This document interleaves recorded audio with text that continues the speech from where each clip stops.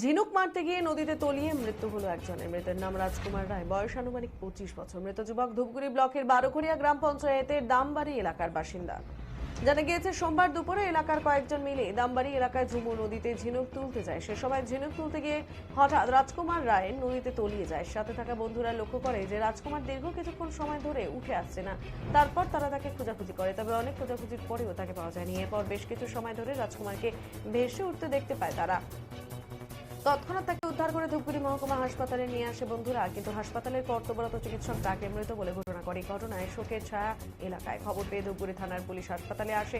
মৃতদেহ ময়নাতদন্তের জন্য পুলিশ জলপাইগুড়ি পাঠাবে। ময়নাতদন্তের পর মৃতদেহ পরিবারের হাতে তুলে দেওয়া হবে বলে জানা গিয়েছে।